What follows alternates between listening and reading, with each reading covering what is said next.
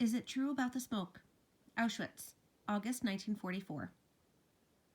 I'm sitting on top of the brick structure at Mommy's head. A steady stream of rain pours on her head from a leak in the roof directly above, and I keep wiping the rainwater off all night long. It's very cold in the cell block. I'm wet and chilled to the bone, and very hungry. Because of the accidents, I do not receive my bowl of food in the evening. Mommy must be cold too. Her feet felt like ice, but I have nothing to cover her with. I can rub her legs with my hands to warm them. I rub Mommy's legs and wipe the rainwater off her face in turns. From time to time, I bend over her mouth and touch her lips with my cheek. She's breathing, thank God. At dawn, I can see that Mommy's eyes are partially open. At times, they flutter wide open, and they stay open for several seconds. Please, please let her live. I implore you, let her live. If she will not, I will die too.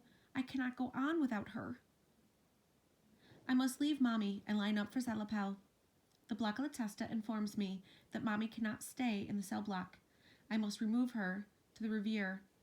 The revier is the infirmary. Here the sick and the invalid are held up for up to a month. Once every month there is a selection at the revier, and those who have not recovered are removed. Mrs. Grunwald and Yitu Singer, our rabbi's daughter from Samora, helped me carry Mommy to the revier on a stretcher. I am not permitted to visit Mommy at the infirmary, but Juliska, our doctor from home, brings me daily reports about her condition. But that is only in the evening, and I'm anxious about Mommy all day. Every morning after cell appel, I sneak to the end of the row of cell blocks, to the last one, which holds the infirmary, and hang around there. Whenever one of the staff comes out, I inquire about Mommy. Some stop and respond. Others just glare and say nothing. I then rap lightly on the wooden wall and call Mommy's name in hopes of finding her.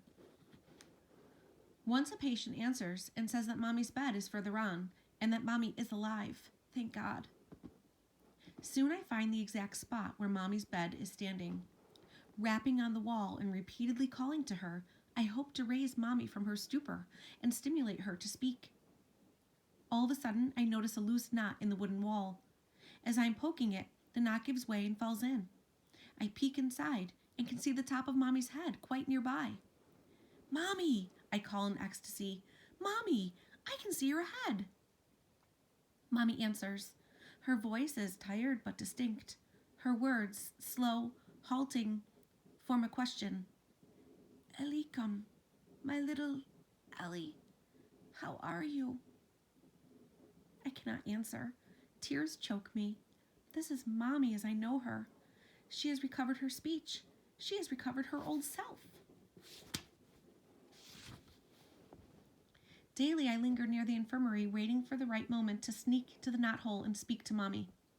One morning she tells me she can lift her head. The next day Mommy can lift her right arm. Then she begins to sit up in bed. And then she starts to complain of hunger. Thank you, my God. Mommy's getting better. Mommy's going to make it. Most of the time I have to hide behind the revier so as not to be discovered by the SS.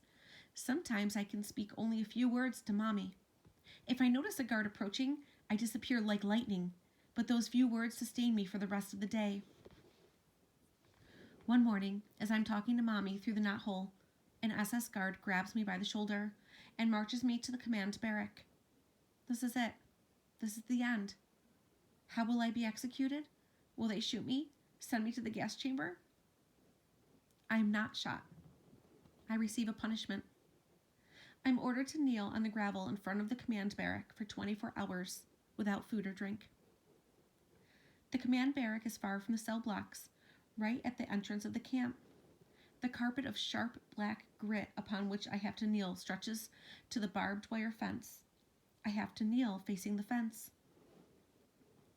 Beyond the fence, I can see a road flanked on the far end by barbed wire, and beyond that fence, endless rows of cell blocks, identical to the ones in our camp.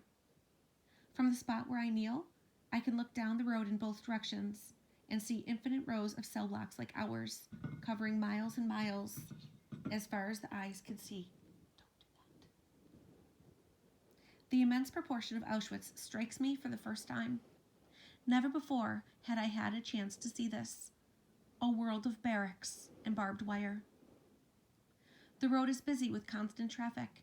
Trucks and various military vehicles rush past. Clusters of people keep marching by. Men in striped uniform, accompanied by SS guards and dogs. Women drawing carts with huge cauldrons.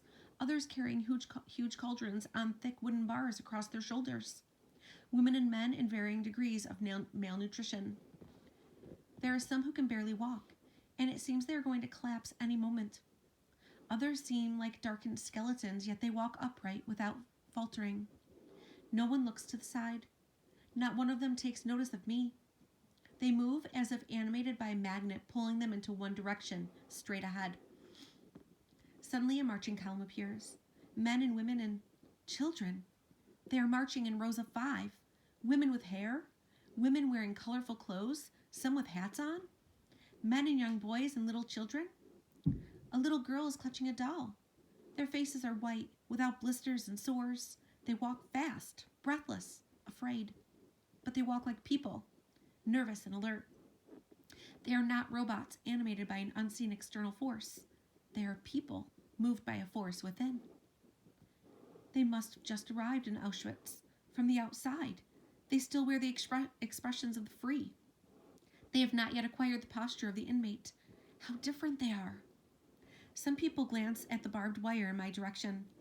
Several women look at me curiously. A young woman even smiles at me. I take a rash chance and call out to her, in German. Where are you from? From Lodz. Did you say Lodz? Yes, the Lodz ghetto. You came now from Lodz? Yes, we've just arrived. Her last words reach me from a distance. She is marching on with the transport at a fast pace. A little boy has just dropped his clown. As he is about to pick it up, a motorcycle approaches.